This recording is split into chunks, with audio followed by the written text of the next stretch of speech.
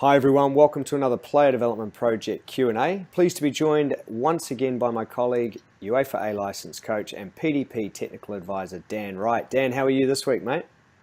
I'm very good. How are you today? I'm good. Looking forward to another interesting conversation. And the question we are going to tackle first is, what are the main criteria when considering playing a player down?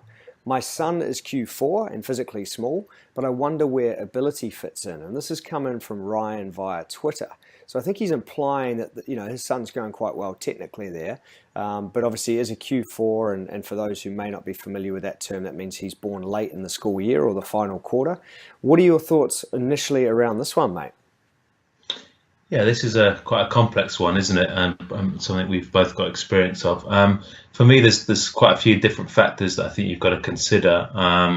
Whether that's technically, tactically, whether it's physical and what that's going to look like right now versus what it will look like when he's 16, 17, 18. But I think I would probably start with the player and where he's at and how he's feeling, how his football's going, because this just might be part of the struggle that we have to sort of go through, and then in a couple of years it could be fine. But if the player is super unhappy, I think that would be the starting point for me. How about you? Yeah, I think first and foremost, it's always good just to ask the player. Obviously, we don't know the age of this particular individual, but it can help just to ask the player about, well, if you were to play down, how would you feel about it? And if that's a really difficult decision or difficult scenario for the player to deal with, then it would probably be one that you might really have to heavily consider before actually doing it. We've both worked with a player in the past who's still doing very well as far as we understand, and was physically very small for a while there during that kind of under 12 age group. And it was something that we looked at and we did do for a period of time. I mean, I look at it and I go, you really have to consider it quite seriously because it can have big social implications. So the player could take it personally. The player could see it as, oh, well, I'm not good enough. I'm not at the level to play with my friends that I'm already, the same age of. But if the player is really physically struggling, it could be a reason to do so, or socially struggling if it's not working because maybe socially they found themselves down the pecking order because of that immaturity or inexperience. But I would look at it more in the sense that keeping them in that group where if they're going to be physically small, as you suggested, how are they going to be when they're 17, 18 or fully maturated? I would look at it as one of those things where being around the land of the giants or bigger, faster, stronger can actually breed technical attributes such as better scanning, better awareness, quicker decisions, a lot of things that we might look for. So I think it's a really tough one. It does depend on how the player feels about it, what the reasons are. But given this is a Q4 child who's obviously very young, if they're technically competent, I'd be inclined to say stay where you are. I think it could also depend on the sort of the environment that you're in. If the club has a philosophy of you making sure that you start 50% of the games, or equal playing time or 50% playing time, I think there can be positives of just staying in the environment.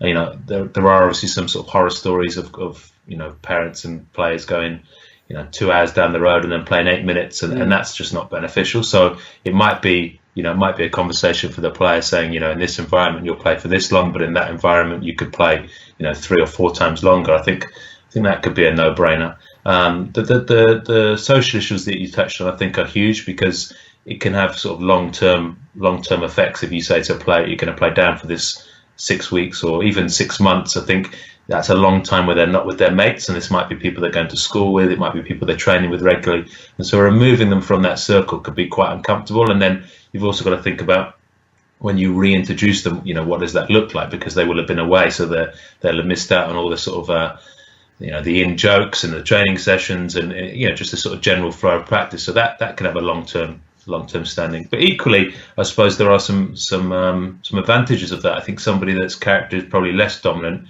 when you play them down an age group, they sometimes can become that leader and feel a little bit more confident and competent to sort of say, look, this is what we're going to do and this is how we're going to do it. And so you could go from sort of being a bit part player to being the main man, which could have really good implications in sort of that psychological corner. I think you'd have to look at the game for me and look at how many repetitions they're getting of what their action is. So if they're a wide player saying they need to cross the ball and beat people, and they're just physically not able to do it right now, and they're not getting those crosses, and they're not being able to get repetitions of taking people on, then how beneficial is that? And then probably some of the experience of the coach of, is this going to last for half a season, 1 season, or 2 or 3 seasons? I think that would influence my decision of whether, you give them a spell going down. And then in that environment, whether you've got opportunity to do it maybe periodically, so it goes down for 2 weeks, comes back, or goes down for 6 weeks and comes back, and whether that's all of training sessions, summer training sessions, I think you can find sort of a happy blend in there somewhere as well. Definitely. I couldn't agree more regarding the sort of risks around the social side, but also the upside of being a leader going down. I think it very much comes down to the age of the player as well. This may be very different. And I was actually asked this question by a contact recently regarding, their son, and this was a player who's now going into under 18 football, where it's a 2-year kind of age bracket, so they're playing 17s or 18s, but was a Q4 and had the opportunity to stay with the 16 age group. Now, for me, there's a huge advantage in having another year there in youth football as such before pushing on to what's getting close to the men's game, and being a leader and having that success. If it's been a tough season and the player needs success, because as you say, they might not be getting it if they're a 1v1 player and just physically can't do it, then there may be some upside. So that player could develop in confidence if they do need success. But as I said earlier, this is one that I think you've really got to consider around, well, does the player want to do it first and foremost, because it's about their experience and their enjoyment, and assuming this is a grassroots environment, making sure they're with their friends and having a good sporting experience has to be paramount.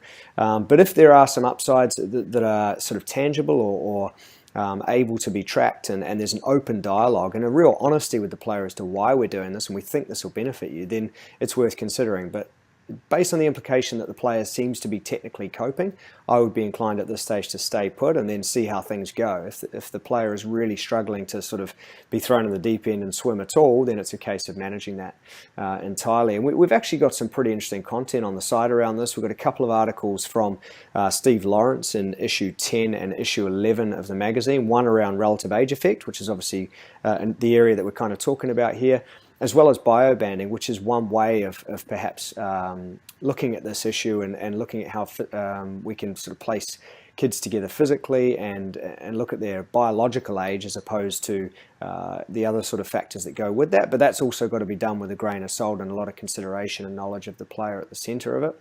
Paul McGuinness's recent masterclass discussion, he spoke heavily about the advantages of mixed age groups and trying to recreate street football, so I'd recommend that masterclass.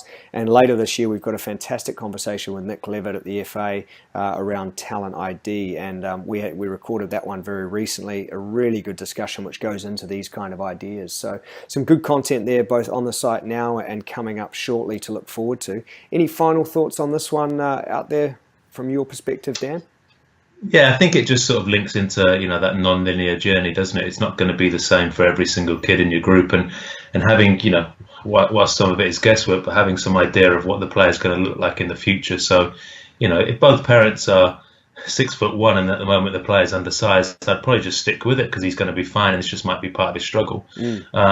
And then you look at some players that were physically never super. Look at someone like Iniesta. It would have been very interesting to see what he'd have looked like at 12, 13, 14. And if you'd played him down an age group or two, would he still have that creative mind to adapt to when he's playing against a Pogba? Or who knows? I think you sometimes got to let the guys struggle in that environment, as long as they're not drowning, I suppose would be my message. If they're constantly, against it and constantly not having good performances and struggling to get those repetitions of those actions, then I think it would be time to look at it. But always good to sort of consider the whole picture, I think. Yeah, certainly plenty to think about in this scenario. Dan, thank you for your time. Hopefully we've helped Ryan out with a half-decent answer there this week, and we will look forward to another PDP Q&A very soon.